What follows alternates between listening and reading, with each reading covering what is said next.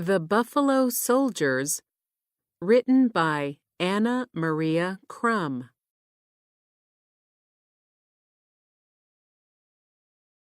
A New Army.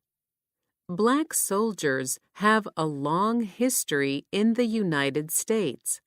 During the Civil War, 1861 to 1865, for instance, more than 170,000 black soldiers fought for the North to end slavery in the South.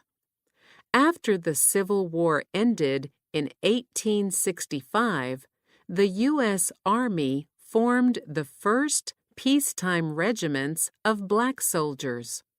These regiments would come to be known as the Buffalo Soldiers. Former soldiers, former slaves, and other black men joined. The Army presented them with new opportunities. As former farmer Charles Creek said, "I got tired of looking mules in the face from sunrise to sunset." Although the Civil War ended slavery in the United States, black people still faced discrimination. It was hard for them to find work. When they did, they were often paid less than white workers or weren't paid at all. Black people often weren't allowed to live in the same places as white people. It was also hard for black people to gain an education. In 1866, the Army paid black soldiers the same as white soldiers, $13 per month. Black soldiers needed to write messages and understand orders and maps.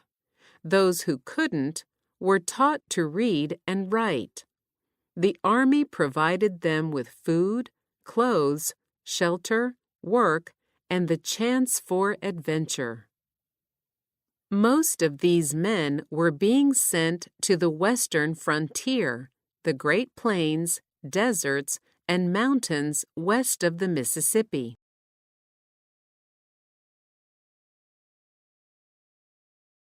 The original Buffalo Soldiers.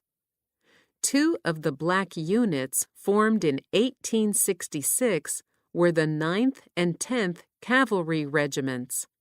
Many historians consider the 10th to be the original Buffalo Soldiers.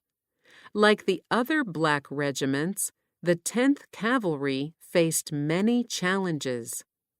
Many white soldiers and officers didn't think black soldiers should serve in the Army.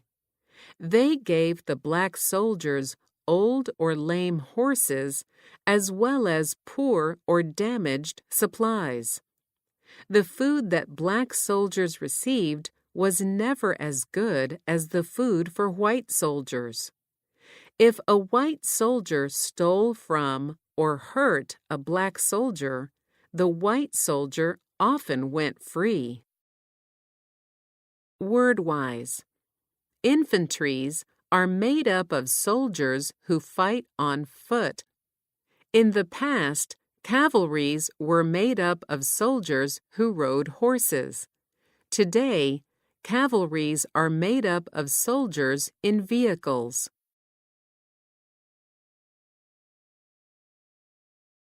Despite such treatment, the 10th Cavalry and the other regiments of black soldiers continued to perform their duties. Their regiments were often praised for their work and conduct. Black soldiers were also much less likely to quit. Out West. The West was a wild place during the late 1800s. More and more settlers were moving into the area. Outlaws often stole cattle and horses. They also robbed banks as well as stagecoaches, which provided important supplies and mail to the settlers. Meanwhile, the growing United States pushed Native Americans off the lands they had lived on for thousands of years. The U.S. government forced different Indian tribes to make deals. The government ordered them to move to poorer land on reservations, but promised them food and other supplies. The government did not keep its promises. The broken deals angered Native Americans. Some tribes began attacking soldiers and settlers, taking back land and supplies. Regiments of black soldiers were ordered to protect settlers, towns, and supplies from outlaws and Native Americans. Yet because of their skin color, the black soldiers were not often welcomed in towns. Between 1866 and 1875, the 10th Cavalry was stationed in different places around Kansas and Indian Territory, now Oklahoma. It was during this time that they earned the name Buffalo Soldiers. The name came from Native Americans. Some say Comanches gave the 10th the name, while others say it was the Cheyennes. One story is that the name came from the black soldiers' hair being similar to the dark woolly hair between a buffalo's horns. Other stories say that the name came from the black soldiers' strength in battle, which was like a trapped buffalo's. Wherever the name came from, all the regiments of black soldiers soon adopted it. The 9th and 10th Cavalries combine. In 1875, the 10th Cavalry was sent to Texas. There, it joined the 9th Cavalry. At that time, the government was trying to force the Apache tribes to move onto reservations in Arizona. The Apaches knew the government would not keep its promises. Also, they didn't want to live on poor land far from their home. Some Apaches fought back. The 9th and 10th Cavalries were ordered to stop Apache attacks. The 10th Cavalry remained in the Southwest for years, trying to bring the Apaches under control. By contrast, the 9th Cavalry was sent north to Indian Territory. There, they fought outlaws and settlers who were trying to take land set aside for Native Americans. For more than 20 years, the 9th and 10th served on the frontier from Texas to Montana. The Buffalo Soldiers earned 14 Medals of Honor between 1870 and 1890. The Medal of Honor is the highest award a U.S. soldier can earn.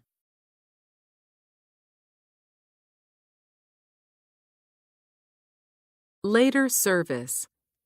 In 1898, the Buffalo Soldiers fought in the Spanish-American War.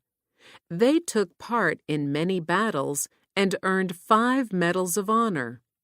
Even so, some leaders in the U.S. Army still thought black soldiers were unable to perform as well as white soldiers. Buffalo Soldiers on bikes. In the 1890s, the Army wanted to see if bikes could replace horses since bikes were cheaper and easier to care for.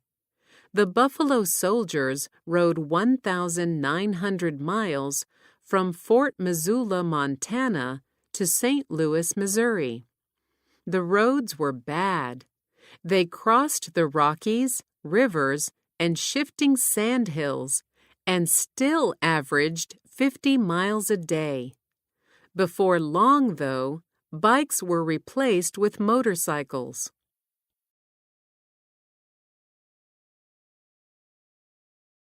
Between 1899 and 1904, the Buffalo Soldiers worked as park rangers in several California national parks.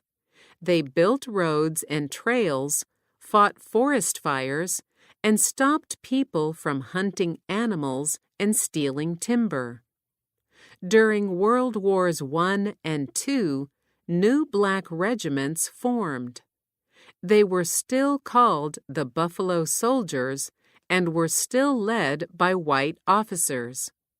They were kept separate from white soldiers until the Korean War, 1950 to 1953, when they were mixed in with other units.